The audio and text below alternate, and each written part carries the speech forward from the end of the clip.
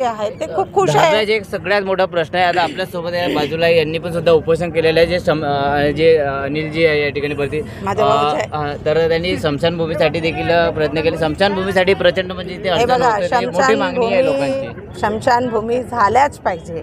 हा सर्व परिसरामध्ये शमशानभूमी नाही आहे आणि हे शमशानभूमी बनवण्याकरिता माननीय मुख्यमंत्र्यांना पण आम्ही पत्र दिलेलं आहे. त्याचा पाठपुरावा करू. आत्ता अजून नागरिकांनी मान्य बावनकुळे जसं या साहेबांना रस्त्याचं काम मार्गी लावलं तसं स्मशानभूमीचं लवकरात आता लवकर नागरिकांनी बावनकुळे साहेबांना पत्र दिलं.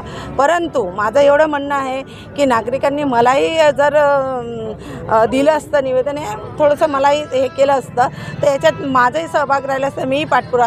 पण तरी काही गोष्ट नाही. आज मान्य बावनकुळे साहेबांना निवेदन दिलेलं आहे. आत्ताच बावनकुळे साहेबांनी विचारलं मला की हे शमशानभूमीचं काम करायचं का. मी म्हटलं साहेब नक्की करायचं आहे. हे सर्व धाबा परिसरातच नाही, ते आजूबाजूंच्या जेवढ्याही कॉलोन्या आहेत इथल्या सगळ्यांना याची सोय होईल आणि म्हणून ते होणं खूप गरजेचं आहे आणि ते करू आम्ही. मी पाठपुरावा करून करेल ते.